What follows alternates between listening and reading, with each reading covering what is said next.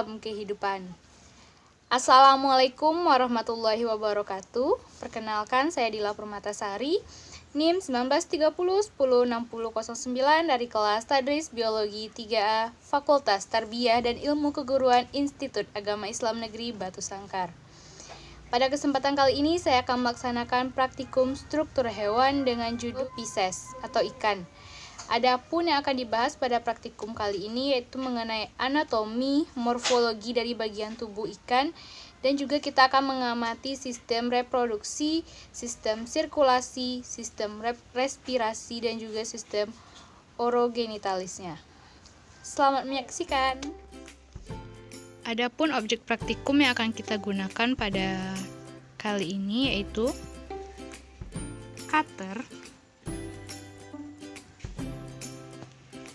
pisau silet, alat tulis, papan bedah. Nah, adapun objek yang kita gunakan pada praktikum kali ini yaitu berupa ikan nila. Ada 2 ekor, yaitu ikan nila betina dan juga ikan nila jantan. Berikut kita akan mengamati morfologi atau bagian-bagian tubuh dari ikan tersebut. Check it out. Tubuh dari ikan meliputi 4 bagian, yaitu yang ada bagian anterior, yaitu bagian depan meliputi mulut ikan. Lalu ada posterior, bagian belakang meliputi ekor, dorsal bagian atas, dan ventral bagian bawah, yaitu meliputi bagian perut. Adapun secara umum, bagian tubuh dari ikan dibagi menjadi 3, yaitu bagian kepala, badan, dan ekor. Bagian kepala pada ekor disebut juga bagian caput yang terdiri dari mulut hingga ke insang. Adapun organ-organ yang terdapat pada bagian kepala meliputi mulut, sungut, gigi, dan juga insang. Selanjutnya yaitu bagian badan. Bagian badan pada ikan disebut dengan trunkus. Bagian ini pada bagian luarnya meliputi sirip pada ikan, sedangkan bagian dalamnya meliputi lambung, ginjal, empedu, dan berbagai sistem lainnya pada tubuh ikan. Lalu bagian ketiga yaitu adanya ekor. Sirip pada ikan dibedakan menjadi 5. Yang pertama ada sirip dada atau disebut dengan pinna pectoralis. Fungsinya yaitu untuk melakukan pergerakan maju, ke samping, dan diam. Sirip ini terletak di posterior operculum atau disebut juga pada pertengahan tinggi di kedua sisi tubuh ikan. Yang kedua adanya sirip punggung atau pinna dorsalis. Fungsinya untuk menstabilkan tubuh ikan yang menggunakan sirip ini sekalian untuk pinna analis untuk membantu ikan memutar badan dengan cepat, dan sirip ini berada pada bagian dorsal. Yang ketiga ada sirip perut atau disebut dengan pinna ventralis. Sirip perut ini berperan dalam menstabilkan tubuh ikan saat berenang. Namun tidak hanya itu, sirip tersebut juga berfungsi untuk membantu menetapkan posisi tubuh pada kedalaman tertentu. Letaknya tepat di bagian perut ikan. Yang keempat ada sirip dubur atau disebut dengan pinna analis.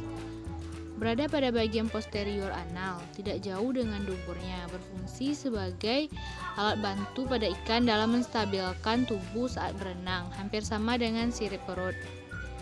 Dan yang kelima adanya sirip ekor atau pinna caudalis. Terletak pada bagian posterior tubuh ikan dan biasanya dinamakan sebagai ekor. Fungsi sirip ini untuk mendorong ketika ikan berenang dan juga sebagai sistem kemudi pada saat ikan menuju kedalaman. Akan membahas tentang anatomi dari tubuh ikan, meliputi berbagai macam sistem yang menyusun tubuh ikan atau Pisces. Pembedahan pertama dilakukan secara membujur, yaitu dengan untuk memperhatikan sistem-sistem organ pada ikan, meliputi sistem pencernaan, sirkulasi, respirasi, dan sistem reproduksi. Berikut cara kerjanya, yaitu harus melakukan pembedahan dengan sangat hati-hati agar organ yang ada di dalam tubuh ikan tidak terluka.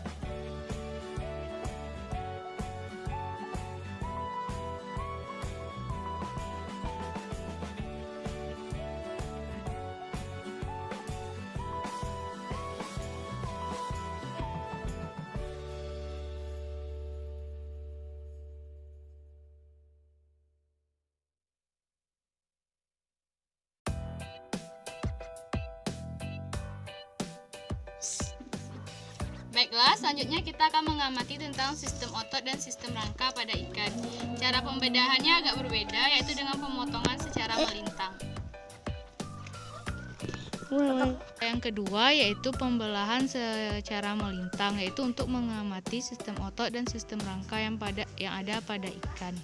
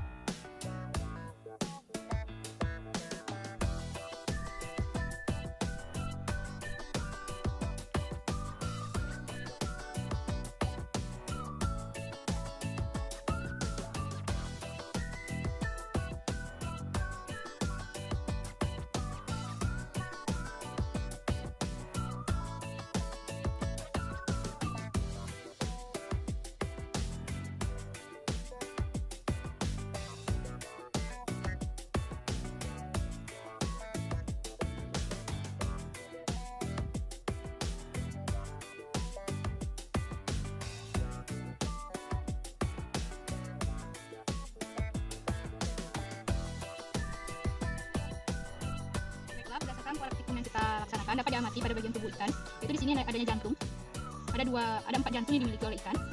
Di sini ovarium. Di sini lapisan ususnya. Ini adalah kantong empedu berisi cairan berwarna hitam. Lebih dekat kan, Zek? Ini adalah ovarium yang dimiliki oleh ikan. Sedangkan ini yang berwarna putih adalah usus-ususnya. Dan bagian yang berbentuk seperti ini dinamakan dengan insang ikan. Di sini kita dapat mengamati hati. Hati yang dimiliki oleh ikan. Empedu, pankreas, yang putih untuk memotongnya. Yang putih. Sistem integumen pada ikan, yaitu ikan memiliki bentuk berupa sisik dengan sisik stenoid, yaitu bentuk sisik ikan yang bervariasi tergantung jenis dan habitatnya. Sisik stenoid ini dimiliki oleh ikan nila berbentuk sisir dengan bagian tepi luar bergerigi, terdapat pada ikan berjari sirip dan berduri. Fungsinya untuk melancarkan air ke seluruh tubuh. Adapun bagiannya meliputi fokus, otenii, dan radii. Pencernaan dari ikan nila dimulai dari mulut hingga ke anus. Adapun bagiannya meliputi mulut, faring, hati, limfa, lambung, usus halus, rektum, kloaka, dan anus.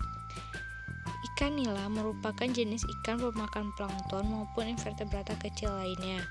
Atas dasar ini dapat dikatakan bahwa ikan nila merupakan omnivora yang cenderung herbivora.